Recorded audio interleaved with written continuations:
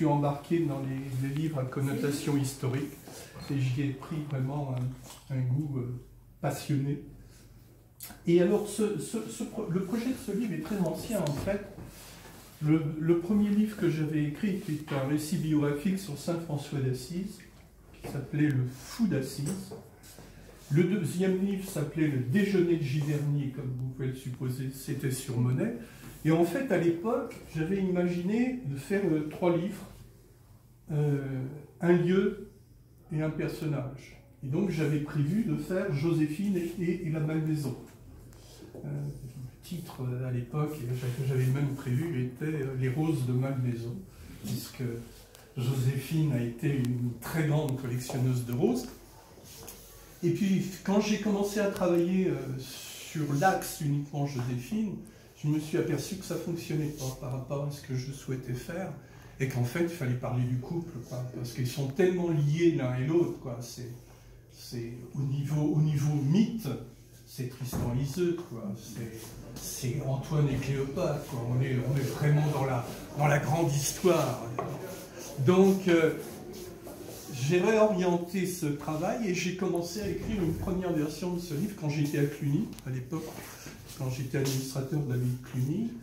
Et j'ai sorti une première version et puis j'ai laissé passer le temps. Il y a certains livres, parfois, il faut leur laisser le temps de maturer. Puis je l'ai repris. Et puis je l'ai laissé reposer, et puis je l'ai repris il y a quoi, ma chère directrice de collection? À peu près un an, je dirais, oui, c'est ça. Et là, j'ai beaucoup travaillé depuis un an dessus. On a beaucoup œuvré, oui. Oui. Ouais, c'était un casse-tête même. Oui. C'était le casse-tête lié à l'informatique.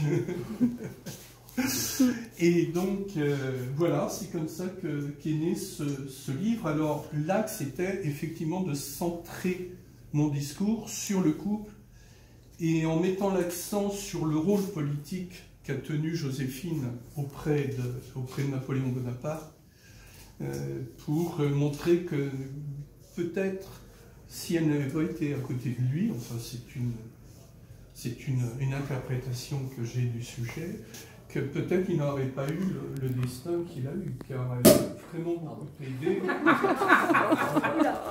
Elle l'a beaucoup aidé au moment du consulat, à conquérir le pouvoir, vous verrez en lisant ce livre.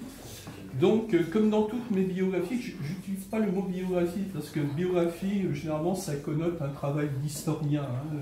Je ne suis pas un historien, je suis qu'un auteur qui aime l'histoire.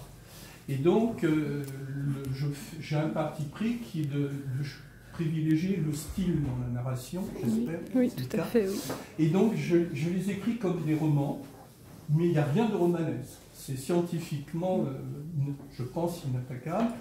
Donc, je reste très fidèle à mon sujet, mais j'essaie de le mettre en perspective à chaque fois pour que mes livres puissent être lus par le plus grand nombre de lecteurs. Donc là, j'ai utilisé une petite ficelle pour construire mon récit. En fait, je commence le livre à Sainte-Hélène, quelques jours avant la mort de Napoléon. Et pendant les dernières heures où il va être sur Terre, il va revivre son épopée et surtout son histoire avec Joséphine et les grands moments de sa vie. Et je vais mettre en abîme le récit, je crois qu'on peut dire cela comme ça, en faisant commenter sa propre histoire par Napoléon lui-même.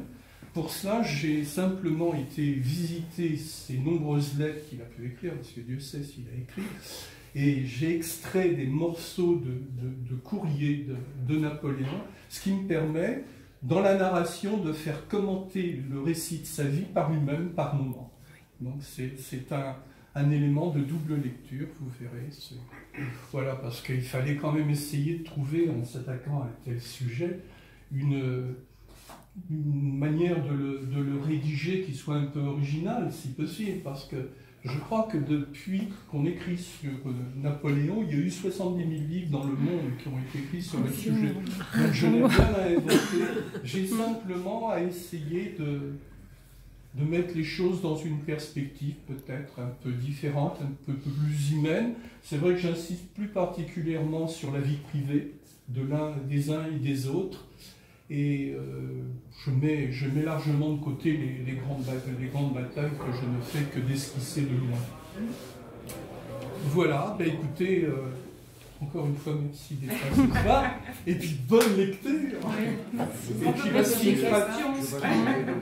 oui, bien sûr.